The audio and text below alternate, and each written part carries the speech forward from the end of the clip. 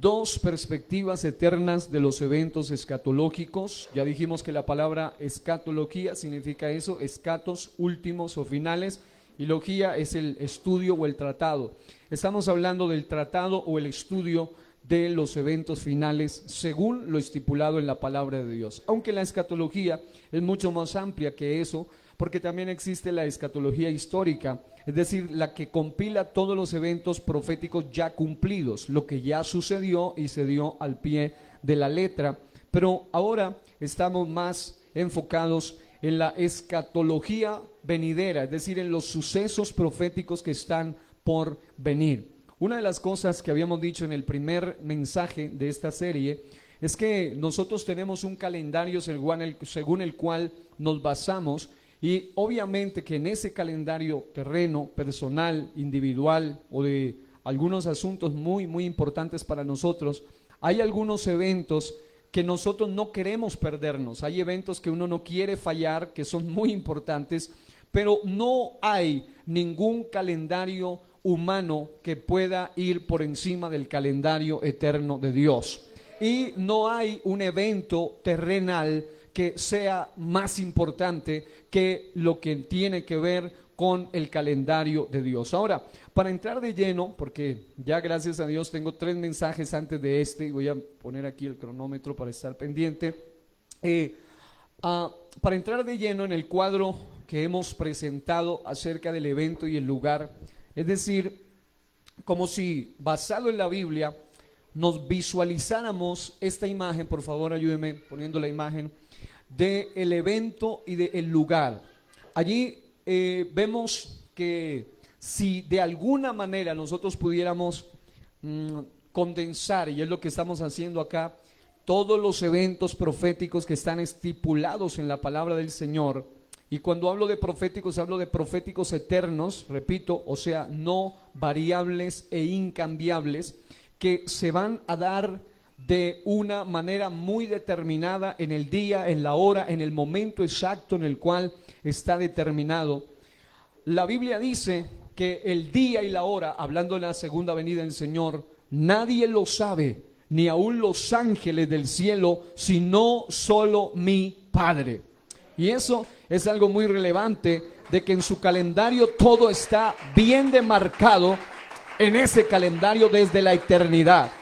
Ahora, vaya, viendo ese cuadro que está ahí, ustedes van a observar a un lado la palabra evento, al otro lado la palabra lugar. Digan evento y lugar.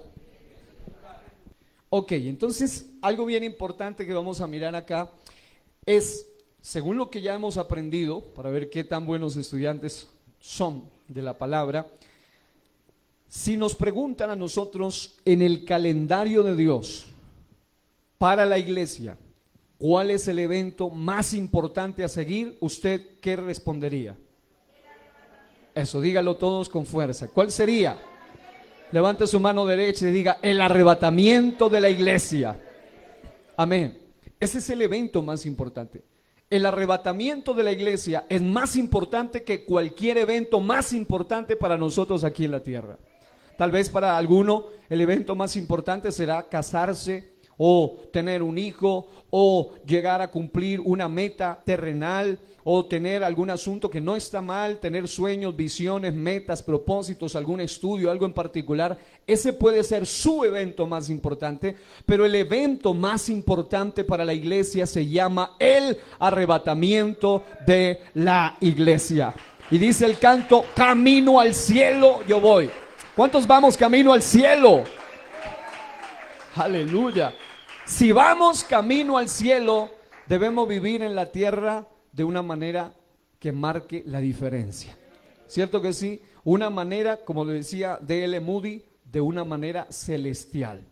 Y no significa celestial que nos desconectemos de las cosas humanas, de las responsabilidades humanas, sino que aún en las cosas humanas que hagamos, siempre sea el Señor el centro de todo lo que hagamos.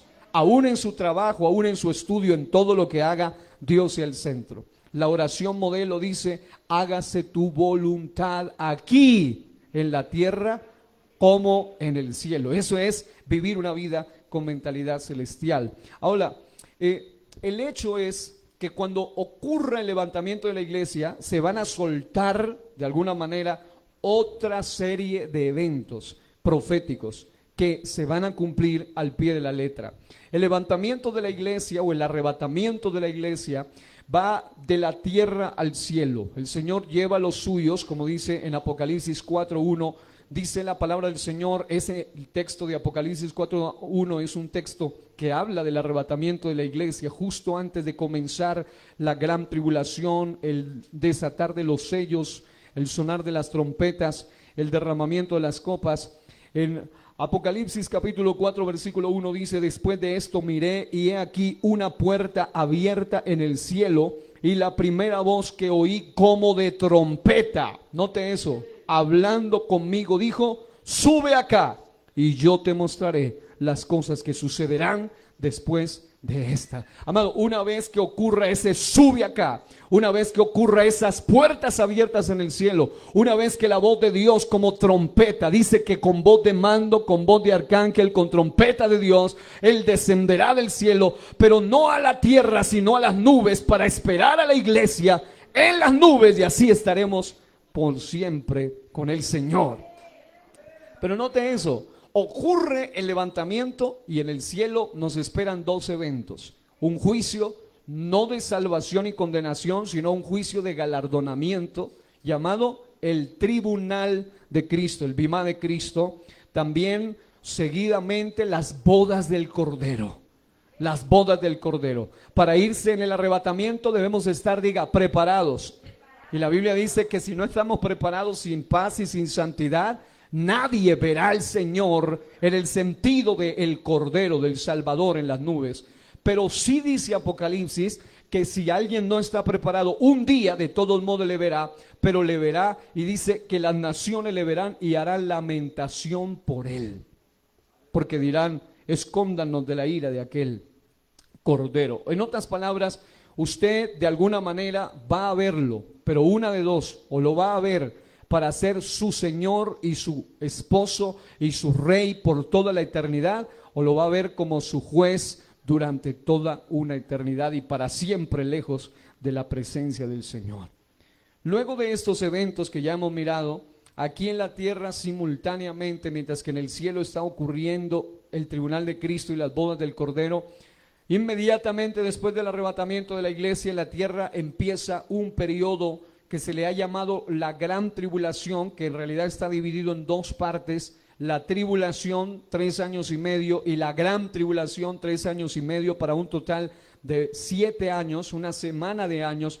La semana de Daniel capítulo 9, de la que nos habla la profecía, de la última semana de años de la profecía de Daniel, llamada la gran tribulación. Y esto subseguido, o después de todo el juicio, vendrá la guerra de la cual hablamos allí rápidamente en la ocasión anterior, llamada el Armagedón o Armagedón. La guerra del Armagedón ocurrirá aquí en la tierra, diga, en la tierra.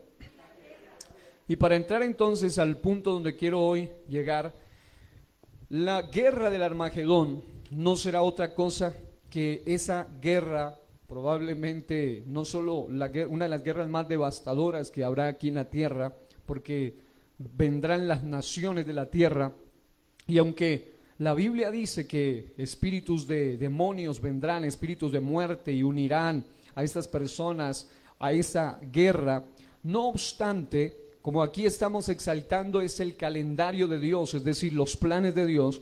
Si usted mira la profecía acerca de aquella guerra llamada el Armagedón, usted se da cuenta que aunque aquí en la tierra quien piensa que está haciendo la convocatoria a esa gran guerra será el anticristo y todos sus ejércitos aliados y todos sus sistemas demoníacos, no obstante la Biblia dice que esa batalla se va a llamar la gran batalla de Dios. Y no solo eso, sino que dice que quien los convoca realmente es el mismo Dios detrás de todo. Es decir, Él los reúne para darles la estocada final en esa gran guerra del Armagedón. Porque todos irán, no diría yo ignorantemente, sino neciamente, y a la vez irán a esa guerra de la manera más altiva y arrogante y a la vez de la manera más ilusa, resultado de engaño, pensando que van a poder tener al menos una opción en guerra contra el que viene en aquel caballo blanco de Apocalipsis 19, pensando que podrán tener por lo menos una alternativa. Ellos seguramente confiarán en sus ejércitos, en sus carros, en sus maquinarias, en sus armas bélicas, en sus potencias, en su inteligencia, en su unión con lo sobrenatural del mal. Ellos vendrán totalmente confiados, pero no se darán cuenta que hasta el día de hoy y durante toda la eternidad ya está marcado en el calendario de Dios. Nunca nadie le ha podido ganar ni una sola batalla al Dios Todopoderoso. Él es omnipotente, pero también Él es invencible. Él es invencible. A su nombre gloria. Aleluya. Y el invencible vendrá a ponerle orden al asunto en el tema del Armagedón. Vamos más adelante a profundizar un poco en eso, pero como ahora solo quiero hacer hincapié en las dos perspectivas eternas de los eventos llamados proféticos. Habíamos mirado que siempre todo evento profético, aunque tenga varias fases, por ejemplo, la resurrección tiene 7 fases, 7 tipos de resurrección. No obstante, cuando usted analiza, en realidad solamente hace 2 tipos de resurrección: la primera resurrección y la segunda resurrección. Los que resucitan para salvación y los que resucitan para perdición. Ahí está Cristo, ahí están las primicias, los que resucitaron cuando Cristo murió. Ahí está la iglesia resucitando, ahí están los santos del Antiguo Testamento que van a resucitar, ahí está los mismos 2 testigos que también van a resucitar. Todos los que resuciten para ser salvos, aunque sea en varias etapas, suman una sola resurrección, y es la resurrección para vida eterna. Pero habrán otros que van a resucitar al final del milenio para ir ante el trono blanco, y eso será en la segunda resurrección, una resurrección para condenación. Es decir, cualquier evento profético, desde el punto de vista que se vea, siempre nos deja ante 2 perspectivas. Daniel 12:2 al 3 dice: muchos, no dice todos, sino muchos muertos y sepultados, los que están en el polvo de la tierra, dice la Nueva Biblia Viva, se levantarán de sus tumbas, algunos para vivir para siempre y otros para sufrir vergüenza y desprecio sin fin. Tremendo. En otras palabras, está hablando de que en algún momento van a ir resucitando en serie algunos, y aquí está hablando no de todos, sino de muchos que van a resucitar, y unos de esos van a resucitar para vivir para siempre, o como dice en la versión Reina Valera, unos para vergüenza y otros para confusión perpetua. La Nueva Traducción Viviente, Daniel 12:2 dice: se levantarán muchos de los que están muertos y enterrados. Note que hace mucho énfasis a la tierra. Está hablando de esta no es la resurrección de la iglesia descrita aquí, sino la resurrección de la nación de Israel. Y aquí hace énfasis en el polvo de la tierra. Otra versión dice los que están sepultados. Otra versión dice los que están enterrados. Algunos dice para vida y otros para vergüenza y deshonra eterna. En Mateo 25, 33 al 34 también hace hincapié en eso y habla de los de la izquierda, que son los cabritos. Dice que algunos van al fuego eterno o al castigo eterno, y los de la derecha, que son las ovejas, dice que van al reino preparado desde la fundación del mundo y luego a la vida eterna. El reino habla del milenio y la vida eterna habla de la patria celestial. En Juan 5, 25 y 28 al 29 dice una vez más que los que están en los sepulcros, está hablando también no solo de la resurrección en general, sino que por eso es importante algún día hacer un análisis referente a los tipos de resurrección. Y cuando uno estudia aquí, hace énfasis en los que están en los sepulcros. Dice que los que hicieron lo bueno van a resurrección de vida, y los que hicieron lo malo a resurrección de condenación. Ahora, ¿por qué quiero hacer énfasis en este asunto? porque nos vamos a encontrar ahora con una de las etapas de la primera resurrección. Cuando hablo de la primera resurrección, estoy hablando, diga conmigo, todos los que resucitan para ser salvos. Cristo, dice 1 Corintios 15, es la primicia. Él fue el primero. Pero cuando Él muere, dice que también hubo santos que resucitaron. Eso serían las primicias. Cristo es el primero entre los primeros, pero esos son las primicias. Cuando la iglesia sea levantada, arrebatada, dice la Biblia que los muertos en Cristo resucitarán primero. Note, en Cristo. No todos los salvos, sino en Cristo. Es decir, ahí no van a resucitar ni Abraham, ni David, ni Elías, ni Daniel, ninguno de los santos del Antiguo Testamento, solo los muertos en Cristo. ¿Cuántos estamos en Cristo? Por eso le digo que usted y yo somos privilegiados. Dele ese aplauso a Dios.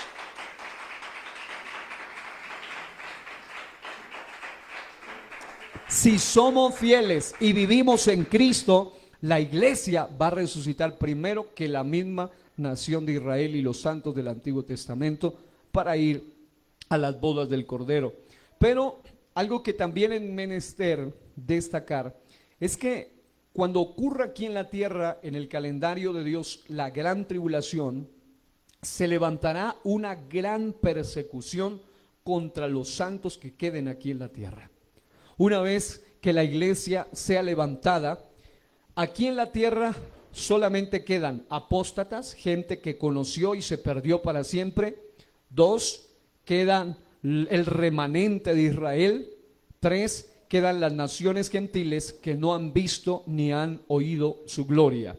Es decir, todos los miles y millones que existen hoy en el mundo, que la iglesia aún no ha podido alcanzar por medio de la predicación del evangelio, solamente por el hecho de que hay millones de millones, solamente sumando más de 600 millones entre China y la India, son la mayoría de esa gente nunca ha sido alcanzada por el evangelio del nombre del Señor Jesucristo. Y la razón es sencilla. Número 1, no hay misioneros que dominen ciertos léxicos en ese territorio. 2, hay gobiernos muy totalitarios e imponentes que impiden la predicación libre del evangelio allá. Y 3, tampoco existen ni siquiera Biblias traducidas a muchos de esos idiomas que se hablan nativos en esos territorios.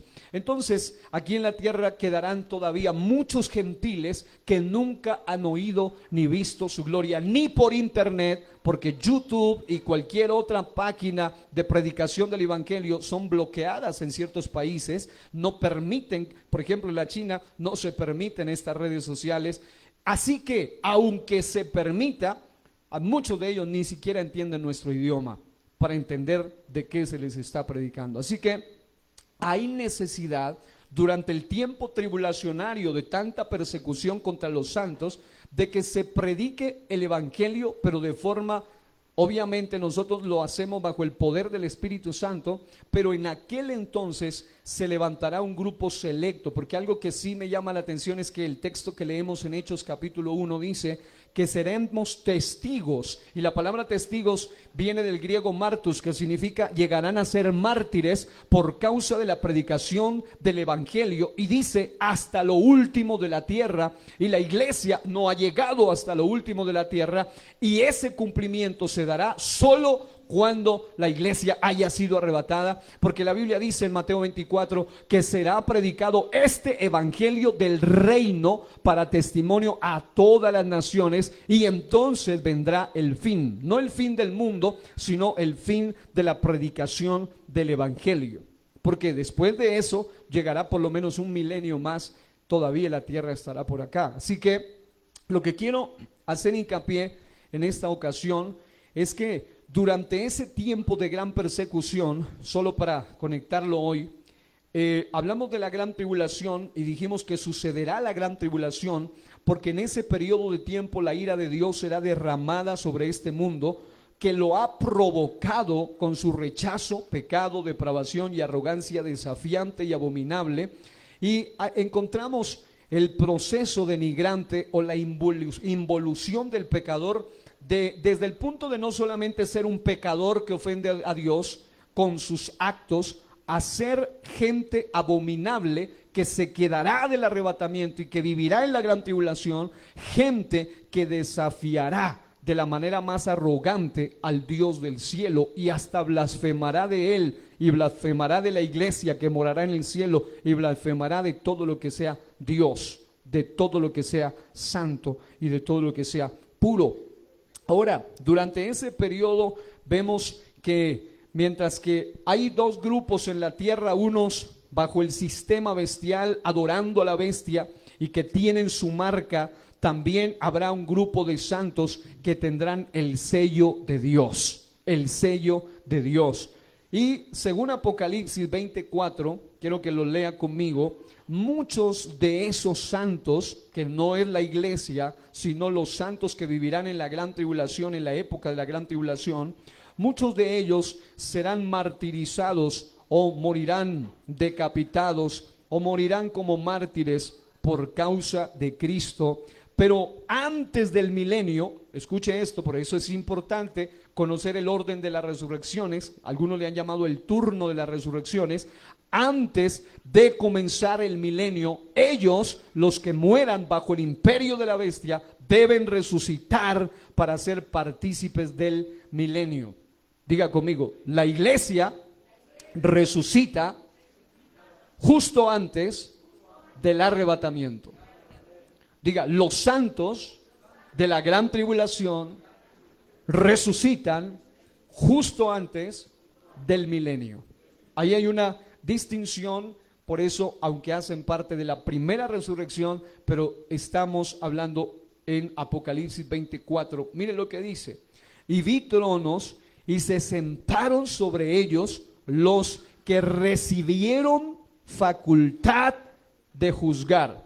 Es decir, se les da facultad de juzgar especialmente a los mártires, y vi las almas de los decapitados por causa del testimonio de Jesús y por la palabra de Dios. Es decir, porque eran predicadores de la palabra en aquel tiempo. Muchos de estos misioneros o evangelistas de aquel tiempo morirán de esa manera. Pero dice, y los que crean en la palabra, dice, los que no habían adorado a la bestia ni a su imagen, y que no recibieron la marca en sus frentes ni en sus manos, y vivieron y reinaron con Cristo. ¿Cuánto tiempo? Dígalo con fuerza: 1000 años. 1000 años. En otras palabras, aquí entramos a analizar el punto de que cuando la iglesia del Señor sea arrebatada, mientras están en las bodas del Cordero y en la gloria celestial, aquí en la tierra también habrá un grupo de santos siendo perseguidos y martirizados durante el tiempo del gran imperio espantoso, bestial del anticristo. Y muchos de ellos morirán, pero justo en Apocalipsis 20 está hablando del momento antes de lo que vamos a hablar hoy, de lo que se va a establecer aquí en la tierra, que será un juicio especial que vamos a analizar en un momento, que se llama el juicio de las naciones y el juicio de Israel. Ahora, también habíamos hablado un poco acerca de una gran guerra que es el Armagedón, donde están los atacantes, el anticristo y su ejército, y los atacados, el remanente de Israel. Es decir, cómo ellos van a unir, van a converger, van a asociarse, van a coludir con el propósito de atacar a la nación de Israel.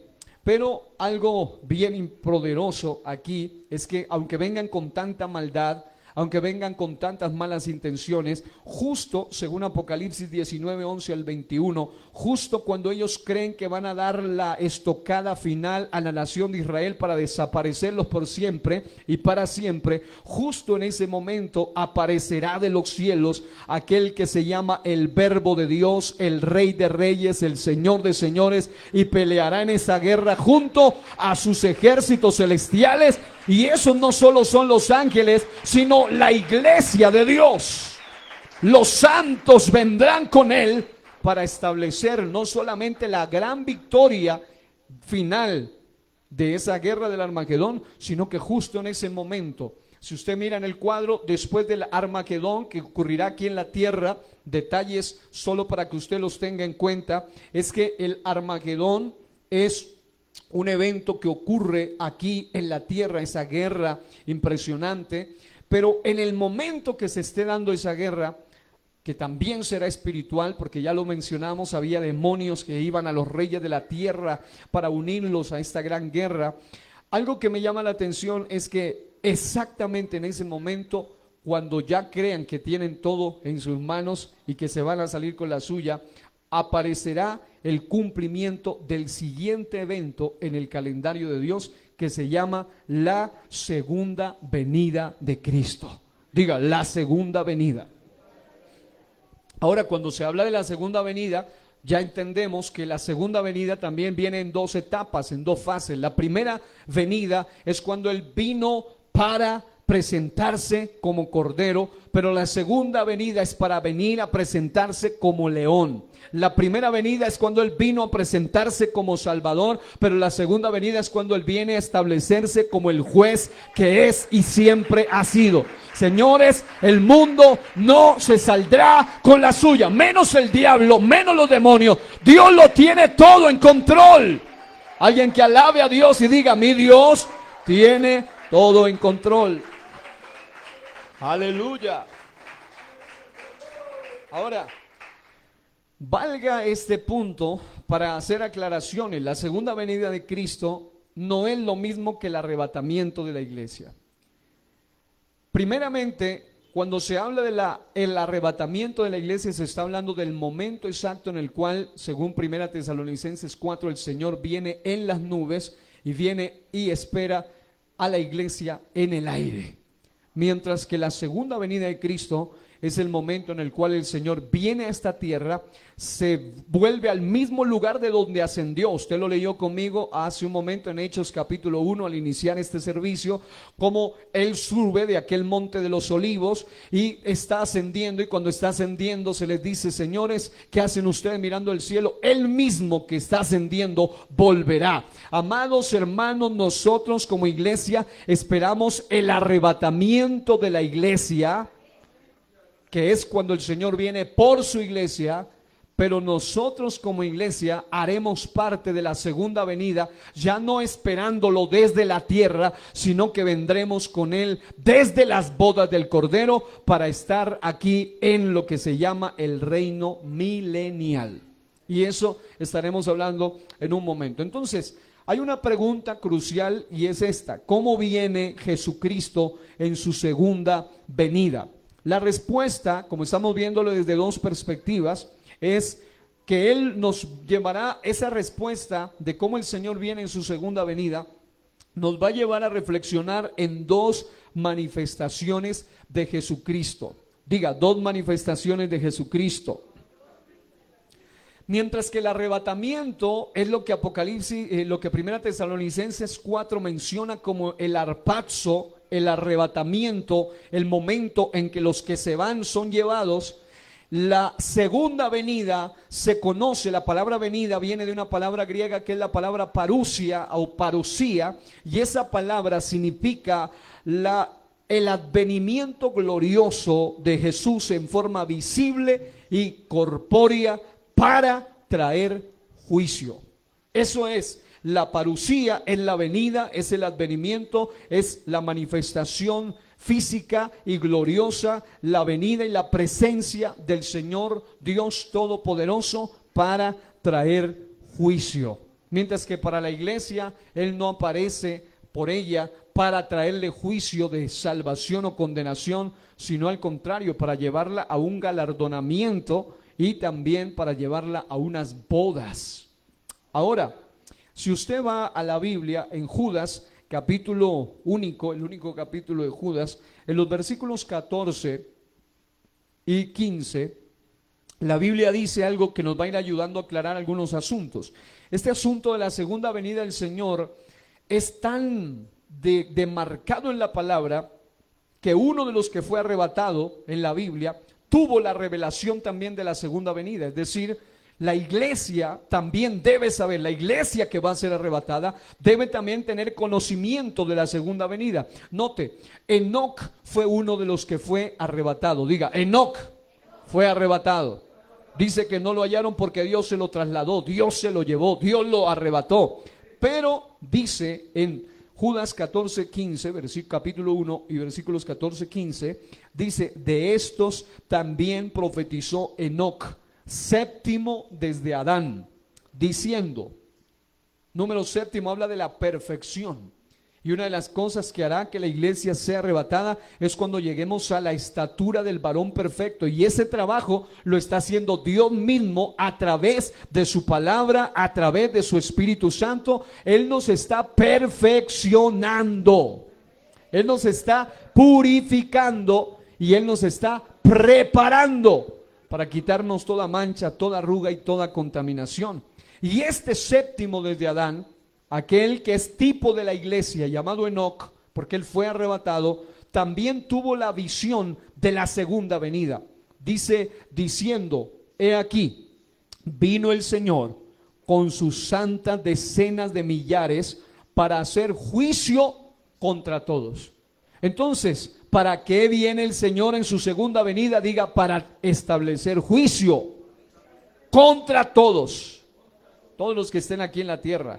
Por eso la iglesia estará ya en el cielo y dice: y dejar convictos a todos los impíos de todas sus obras impías que han hecho impíamente y de todas las cosas duras que los pecadores impíos han hablado contra él. Note eso. Durante la gran tribulación todos van a blasfemar, la gente perversa va a blasfemar contra él, va a blasfemar contra su nombre, va a insultarle a él, va a pretender ser arrogante contra él y a decir que solo la bestia es la única digna de ser adorada y el único todopoderoso. Pero dice la Biblia que justo cuando ellos quieren ir a dar la estocada final en el momento del Armagedón, diciendo: venimos para darle una aplastante victoria contra la nación, contra los santos y contra esa gente que sigue proclamando al Señor aún en medio de tan tremenda tribulación. No obstante, estos, dice la palabra del Señor, que van a ser juzgados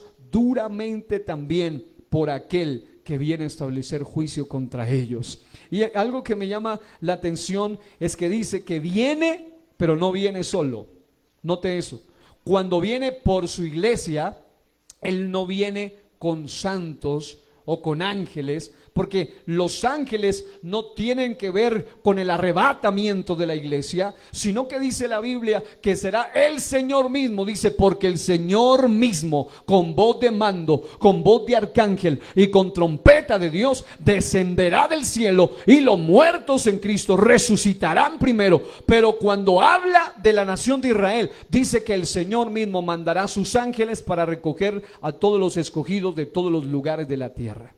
Entonces, cuando se habla de la iglesia, Él viene por ella y la espera en las nubes. Pero cuando ocurre esta segunda venida de Cristo, Él viene con sus santas decenas de millares, incluida la iglesia, incluidos los santos, para establecer juicio, para iniciar un milenio. Pero no solo eso, sino que también viene con sus santos ángeles. Y estos vienen para cumplir una función, y eso lo veremos en un momento con un versículo muy particular. Ahora, vamos por favor a Zacarías, capítulo 14.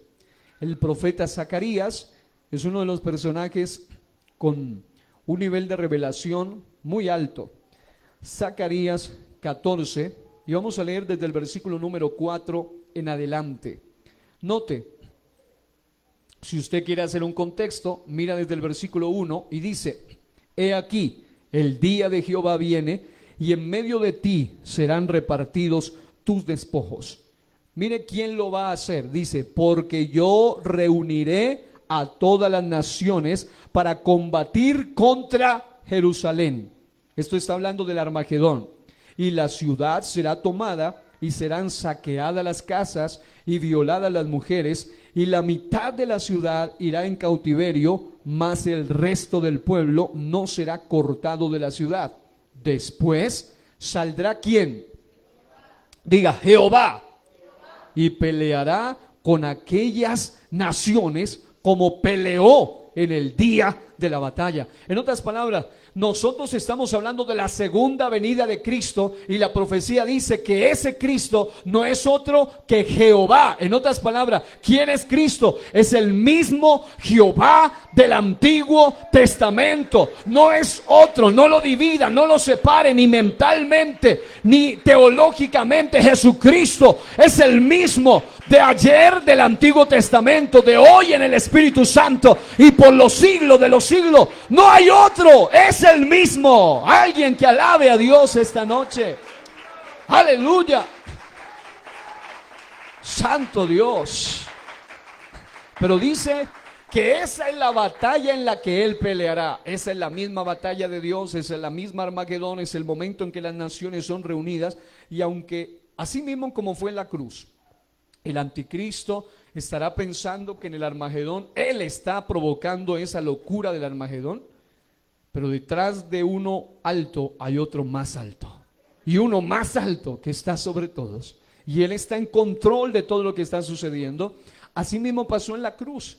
Todos los demonios y sus secuaces pensaban que a través el mismo diablo se le metió a Judas y dijo: este es mi trabajo, voy a llevar a este personaje a la cruz, al lugar donde yo quiero que él esté. Y no se daba cuenta que era todo lo contrario, porque la palabra de Dios dice que fue en la cruz del Calvario donde Jesucristo despojó públicamente a los demonios y a los principados, triunfando sobre ellos en la cruz. Es decir, no fueron los demonios los que llevaron a Jesús a la cruz, fue Él el que los arrastró a todos ellos para darles en la cruz el golpe más poderoso y fuerte que le ha dado al reino de las tinieblas. Oh, Dios está en control. Dígalo, Dios está en control.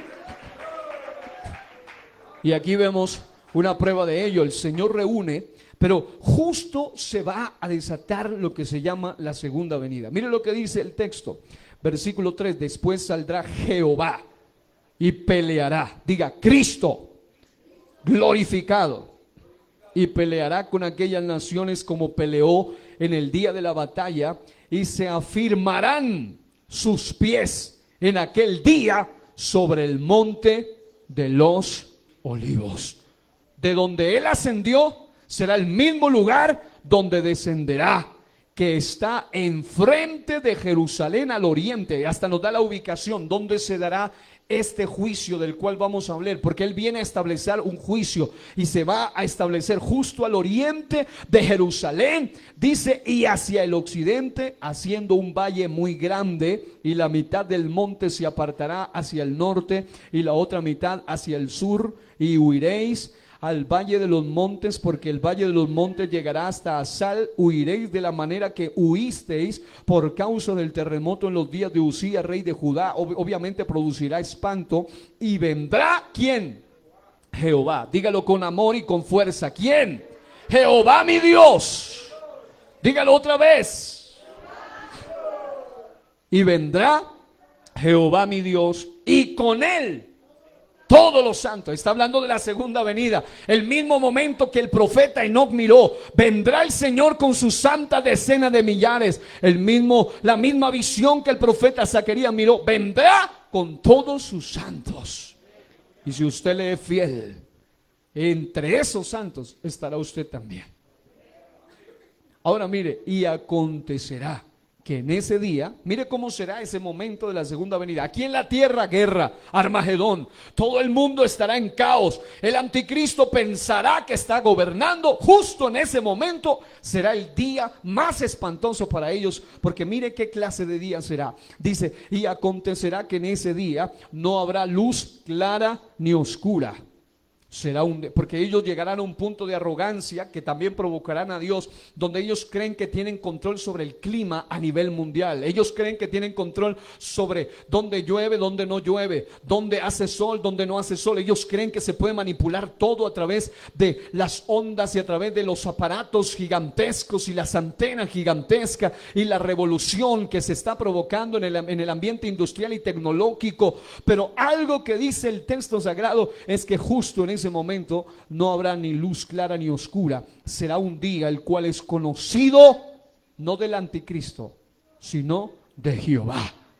Como diciendo, Ustedes puede que tengan toda la autoridad aquí en este pedacito de tiempo y en esta tierra y creen que ustedes son los que controlan, pero ese día será el día de Jehová, que no será ni día ni noche, pero sucederá que al caer la tarde habrá luz. Acontecerá también en aquel día que saldrá de Jerusalén aguas vivas, la mitad de ellas hacia el mar oriental, la otra mitad hacia el mar occidental, en verano y en invierno. Y Jehová será rey sobre toda la tierra. En aquel día Jehová será uno y uno su nombre. Viene por segunda vez para darle el final a la guerra del Armagedón, para establecer juicio de las naciones y de Israel, y para establecer su reino milenial y luego su reino eternal. Oh, qué precioso es nuestro Dios. Ahora, entonces, si lo vemos desde la doble perspectiva, en Hechos 1, 6 al 12, ya lo habíamos mirado, es cuando Él viene. Hechos capítulo 1, versículos 6 al 12, Él está ascendiendo y una voz profética a través de los ángeles se les dice una revelación impresionante, y es que Él mismo vendrá. Ahora, note lo siguiente, ahí en Hechos capítulo 1, versículos 6 al 12, dice: entonces los que se habían reunido le preguntaron diciendo: Señor, eso es cuando ya Jesús había resucitado y estaban en aquel monte, y dice: ¿el restaurarás, escuche esto, el reino a Israel en este tiempo? Ellos pensaban que el Señor ya resucitado iba a comenzar su reino milenial aquí en la tierra.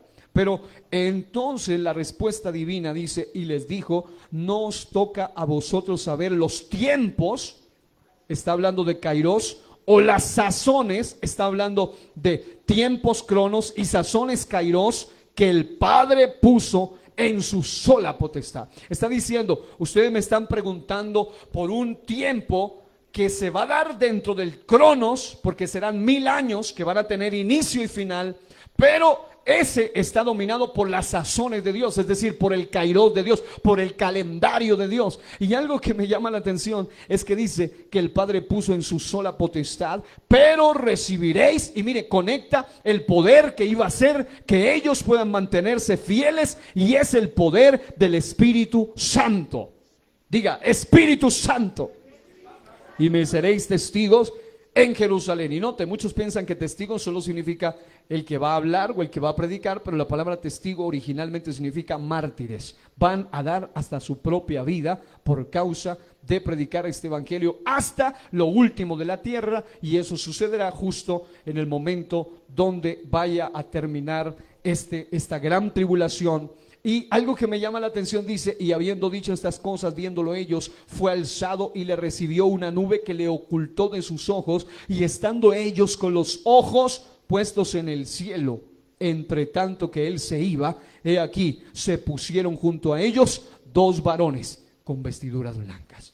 Jesucristo también es el modelo del arrebatamiento. La Biblia dice en Apocalipsis que el Hijo, el niño, fue arrebatado. Así como Él fue arrebatado, hablando de el Señor, también la iglesia va a ser arrebatada, porque la iglesia sigue todo el modelo y las pisadas que Jesús mismo dejó. Aquí estamos viendo el momento que Jesús fue llevado, el momento que Jesús fue arrebatado, y la profecía en Apocalipsis 12 dice que el niño fue arrebatado.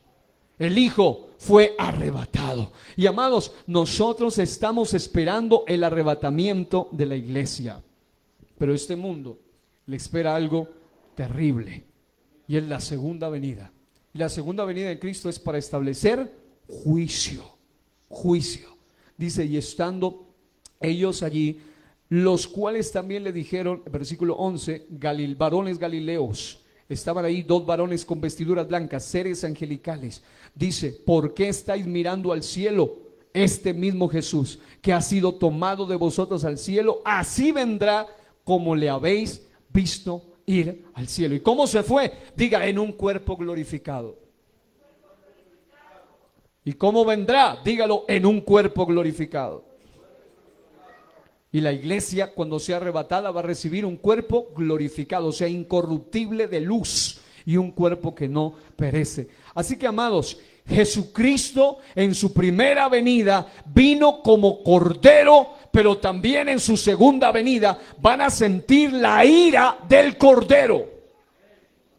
Pero en su primera venida vino principalmente como el Cordero de Dios que quita el pecado del mundo, mas en su segunda venida viene como león, en otras palabras, para establecer su reino. Él es el león de la tribu de Judá, y aquí estamos alabando al león de la tribu de Judá, el de Apocalipsis 5, que dice que la visión le dice: no llores, el león de la tribu de Judá ha vencido. Y cuando miran a un cordero como herido de muerte, pero se había dicho que era el león, porque él mismo se manifiesta como el león, pero a la vez como el cordero. Oh, qué precioso es nuestro Dios. Además, en su primera venida vino como siervo, porque dice que él no vino a ser servido, pero en su segunda venida viene como rey. Y las naciones, dice, que sobrevivan a la gran tribulación y pasen el juicio y entren al milenio, van a venir y van a servirle durante todo ese tiempo. Diga: el rey es digno de ser servido.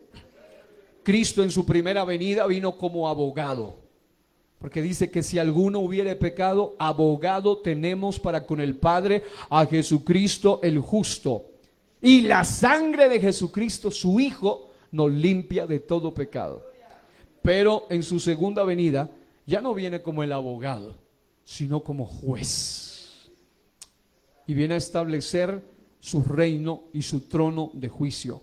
En su primera venida vino a establecer un reino espiritual, cosa que ellos mismos no entendían. Por eso, una vez resucitado, le decían: pero Señor, ¿vas a restaurar el reino de Israel en este tiempo? La parte literal del reino. Y él le dice: ustedes aún no han entendido, pero cuando venga el Espíritu Santo van a entender que estoy estableciendo primero un reino celestial y espiritual aquí en la tierra, y nosotros somos parte de ese reino espiritual, porque somos la iglesia, la continuación de la iglesia que nació el día de Pentecostés, y estamos aquí estableciendo que Él sigue siendo el Rey de reyes y Señor de señores. Alguien que dé gloria a Dios.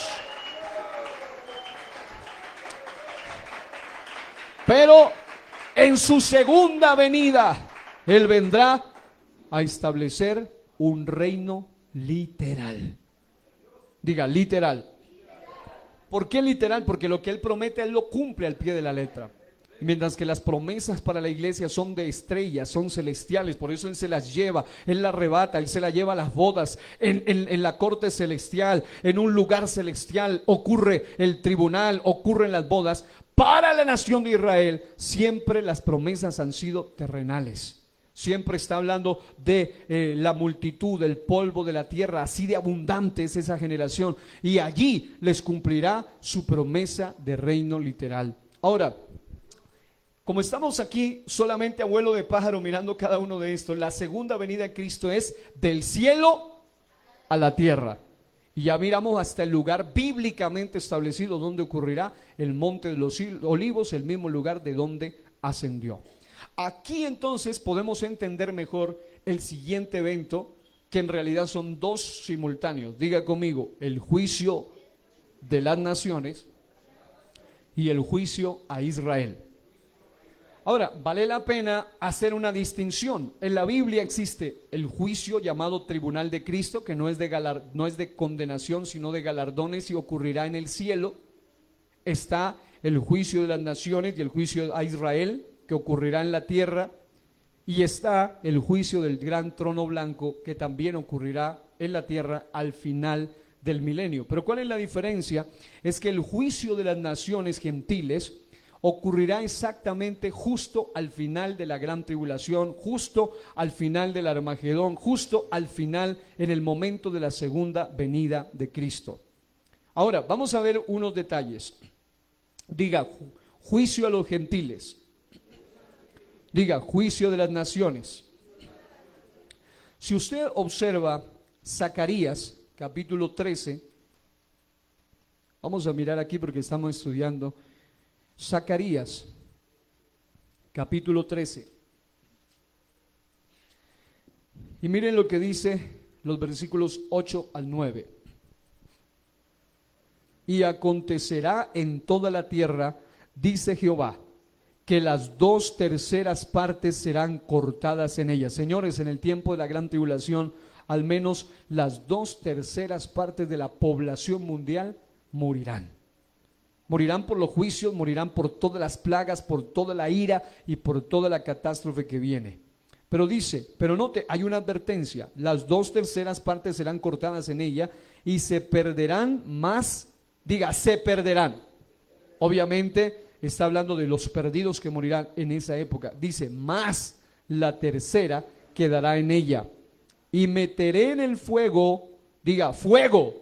Eso habla de juicio. Aquí está hablando proféticamente del juicio de las naciones. Una vez que ocurre la segunda venida de Cristo, una vez que Él viene a poner orden y a enviar al falso profeta, al anticristo, directo al lago de fuego, Él viene a establecer el juicio de las naciones gentiles. ¿Quiénes serán esas naciones? Serán los sobrevivientes a la espantosa gran tribulación, que tendrán que darle cara a aquel que viene ya no como el abogado, sino como el juez en su segunda venida. Y aquí dice: y meteré en el fuego a la tercera parte y los fundiré como se funde la plata y los probaré como se prueba el oro.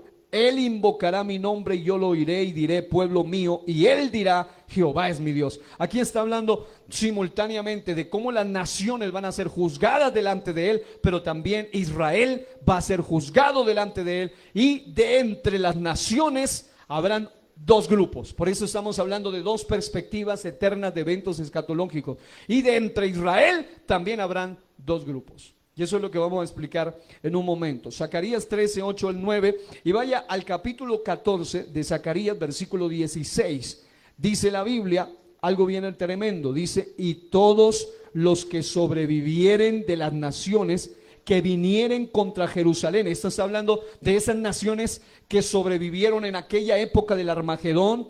Esas naciones que no se unieron con el anticristo para ir y atacar a la nación de Israel. Dice: naciones que sobrevivieren de las naciones que vinieron contra Jerusalén, subirán de año en año para adorar al Rey, a Jehová de los ejércitos, y a celebrar la fiesta de los tabernáculos, porque el Señor hará tabernáculo con el hombre aquí en la tierra también en el milenio. Ahora, hay un texto que es muy claro al respecto del juicio de las naciones. Ya usted lo va a ir entendiendo gradualmente. Yo voy a leer y luego le voy a explicar de la mejor manera que me sea posible. En Mateo capítulo 25, versículos 31 en adelante, lo dice de boca de Jesucristo de una manera muy clara. 25, 31 en adelante.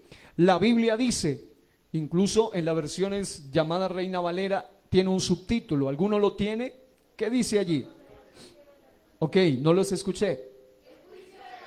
Ahora sí, el juicio de las naciones. Es decir, cuando el Señor venga por segunda vez, viene para darle la estocada final al Armagedón, pero también viene para establecer, diga, juicio.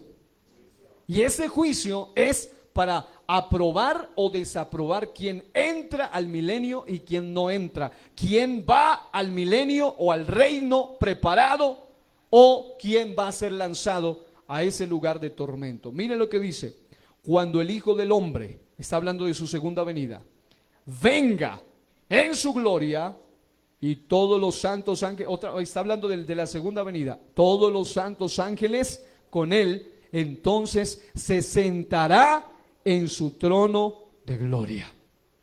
¿Dónde? Aquí en la tierra. ¿En qué lugar? En el lugar de donde ascendió. Dice: se sentará en su trono de gloria y todos los santos ángeles con él. Entonces se sentará en su trono de gloria y serán reunidas delante de él todas las naciones. ¿Cuáles naciones? Las que vivieron en la época de la tribulación, y naciones entre ellas gentiles. La palabra naciones, si usted investiga, viene la palabra griega etnos, que significa naciones no Israel, sino gentiles o no judías. Y dice que serán reunidas las naciones, y mire cómo los subdivide, mire las dos perspectivas. Y apartará, lean conmigo en alta voz, y apartará los unos de los otros, como aparta el pastor las ovejas de los cabritos. Es decir, que aún entre las naciones habrá gente que se unirá al anticristo y habrá gente que no se unirá al anticristo. Y eso es algo que vale la pena destacarlo desde ya, con todo y la manipulación diabólica que habrá en la época de la gran tribulación, con todo y el control mental, satelital, con todo y los demonios allí, con todo y un gobierno que controlará y marcará a cada ser humano en el planeta Tierra. Habrá gente que no se va a rendir ante el sistema bestial. Y eso es una gran bofetada en la cara del mismo anticristo. Y es que hay gente que le es fiel a Dios aún en el peor momento de la humanidad. Dice la Biblia que será la más grande tribulación que no ha habido ni antes ni habrá después. ¿Y sabe qué es lo que nos lleva a reflexionar? Que lamentablemente hay gente llamada iglesia hoy en día que fácilmente se doblega ante cualquier sistema, llámese egipcio, llámese babilónico, llámese un sistema pagano, cualquier cosa le hace doblar su rodilla. Hermano, si esta gente que no serán iglesia, no se le van a doblar al sistema del anticristo, ¿cuánto más nosotros debemos mantenernos de pie ante cualquier sistema diabólico y de rodillas delante del único todopoderoso Dios? Aleluya. Pero miren lo que dice, diga naciones, y pondrá las ovejas, diga ovejas, a su derecha y los cabritos a su izquierda. Diga cabritos, diga ovejas. En otras palabras, aquí comienza un juicio interesante que no voy a explicar a fondo, solo estoy, repito, hablando a grosso modo y ya estoy llegando al tiempo final, entonces quiero solamente dejarle esto allí en mente. Aquí en Mateo 25, 31 hasta el 41, si usted lo sigue leyendo, dice algo interesante en el versículo 41, entonces dirá también a los de la izquierda, apartaos de mí, malditos, al fuego eterno preparado para el diablo y sus ángeles. Y en el versículo 46, e irán estos al castigo eterno y los justos a la vida eterna. Siempre habla de dos perspectivas, pero algo que me llama la atención es que a los que están benditos o en la derecha, dice, entonces el rey dirá, versículo 34, entonces el rey dirá a los de su derecha, venid benditos de mi Padre, heredad del reino, está hablando del milenio, preparado para vosotros desde la fundación del mundo. Ahora, entonces el juicio a las naciones gentiles, y diga, y el juicio a Israel. Por tiempo no alcanzo a explicarle hoy, solo le dejo estas citas. Cuando se habla del momento de la segunda venida de Cristo, el Señor viene a establecer un juicio aquí en la tierra también. Y ese juicio es para las naciones que sobrevivan a toda esa era de la tribulación. Dentro de esas naciones habrán unos a la derecha y otros a la izquierda, las ovejas y los cabritos. Los unos son los que se opusieron al reino, al mensaje del evangelio del reino, y otros son los que se unieron al sistema bestial. Y algo que me llama la atención aquí es que desde esa perspectiva también se ven dos observaciones, dos perspectivas, y es que ese juicio, según Mateo 25, 31, 34 al 41, se va a llevar a cabo ante el trono de juicio. Y según Zacarías 14, 1 al 4, que ya leímos, estará ubicado al oriente de Jerusalén. Es decir, nos da hasta las coordenadas geográficas del territorio donde se establecerá el juicio de las naciones. Este juicio de las naciones, digan, no es el trono blanco. Diga, no es el juicio final. Porque el juicio final será al final del milenio. Este juicio será antes de comenzar el milenio. Y es para las naciones que estuvieron allí. Pero también en Joel capítulo 3, versículos 1 al 2, se nos dan coordenadas más específicas. Dice que será en el valle de Josafat, donde ocurrirá esa guerra llamada el Armagedón. Joel 3, 1 al 2. Este juicio a las naciones gentiles sobrevivientes a la gran tribulación será a causa de su pueblo Israel. ¿Qué quiero decir con todo esto? Vaya, y con esto quiero llegar al final. Joel capítulo 3. Quiero que lo lea conmigo allí de pie. Joel capítulo 3. Allí nos da una indicación que es tan precisa que no hay lugar a dudas. Joel capítulo 3, versículos 1 y 2. Hablando de juicio de Jehová sobre las naciones. Este es el mismo juicio de las naciones que se habla en Mateo 25. Y mire la indicación, dice, porque he aquí que en aquellos días y en aquel tiempo en que haré volver la cautividad de Judá y de Jerusalén, reuniré a todas las naciones y les haré, diga, los gentiles, y les haré descender al valle de Josafat, y allí entraré en juicio con ellas a causa de mi pueblo. Es decir, que la razón por la que el Señor viene a establecer un juicio es porque tocaron con su pueblo. Y mire lo que dice, a causa de mi pueblo. Y no está hablando de la iglesia, está hablando de Israel. Dice, a causa de mi pueblo y de Israel, mi heredad, a quien ellas esparcieron entre las naciones y repartieron mi tierra. Porque está hablando de un gobierno comunista y socialista que va a expropiar y a repartir hasta el territorio que no les pertenece a ellos. Y está diciendo, y el juicio viene sobre esas naciones, y repartieron mi tierra y echaron suerte sobre mi pueblo, y dieron los niños por una ramera y vendieron las niñas por vino para beber. En otras palabras, está hablando de una generación tan pervertida, tan perversa, tan mala, que Dios mismo se va a tomar la tarea de venir y juzgarlos directamente, porque tocaron con su pueblo Israel, y como acaba de ver, no respetaban ni a los niños, ni respetaban a ninguno que sea del pueblo de Dios. Ahora, este juicio a las naciones sobrevivientes se da a causa del pueblo Israel. Y aquí, en este caso, también quiero decir que se comenzará, por otra parte, el juicio a Israel. Según Ezequiel 20, 33 al 38, dice que así como van a juzgar a las naciones que se unieron al anticristo y que tocaron en contra del pueblo de Israel y que hicieron daño al pueblo de Israel, al remanente de Israel, también de entre los mismos de Israel, no todos van a ser salvos. Dice la Biblia en Ezequiel 20, 33 al 38, y eso lo veremos con más detalle en la próxima ocasión, que van a pasar por la vara, y vara habla de juicio. Ellos van a tener que ser juzgados. Y el punto aquí en detalle que quiero concluirle a usted para que quede en su corazón de una manera práctica, es que tenemos un Dios que todo aquel que atente contra los que son suyos no quedará impune. Porque a veces el enemigo nuestro o las cosas que vienen contra los hijos de Dios piensan que se están saliendo con la suya.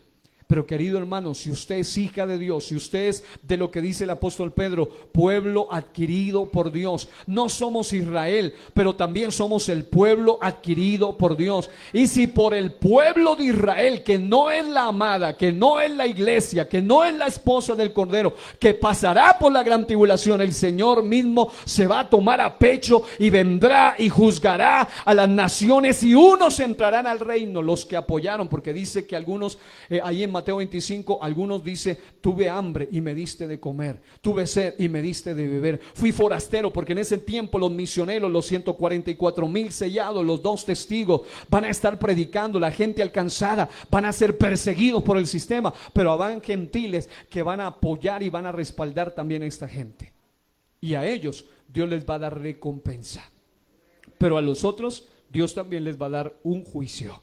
Así que, mis amados, vale la pena que sigamos confiando en Dios. Si usted está pasando por un litigio, por un problema, por una crisis, por una situación, sea cual fuera, no crea que el diablo se está saliendo con la suya o que los gentiles se están saliendo con la suya, porque hay gente que le hace injusticias a los hijos de Dios. Pero tenemos un Dios que pelea por nosotros. Si a usted le han defraudado, si a usted le han traicionado, si a usted le han robado, si a usted le han estafado y usted es un verdadero hijo de Dios, hermano, tiene usted un Dios que pelea por usted. Si en pleno juicio a los gentiles, naciones que estarán por la gran tribulación, Dios les va a dar juicio a ellos, ¿cuánto más cuando tocan con la niña de sus ojos? ¿Cuánto más cuando tocan con los que son suyos? Vamos a orar. Amados, solo Dios es el juez justo. Cierre sus ojitos y ore conmigo. Dios y Padre, te damos gracias en esta noche por darnos el privilegio de estar hoy en tu presencia. Hoy ponemos nuestra vida en tus manos y reconocemos que tú eres Dios, que tú nos hiciste a nosotros y que nosotros, Señor Jesús, no nos hicimos a nosotros mismos, que tú eres el que juzga por nosotros, y que así como en aquel momento cuando Israel esté en el peor momento de su vida, tú mismo, Jehová mismo, vendrá para defenderlos en su segunda venida, y tú mismo vas a venir para juzgar. También sabemos que tú estás con nosotros en cada momento de nuestra vida. En el nombre poderoso de Jesús, todos decimos amén, amén. Démosle un fuerte aplauso al Señor en esta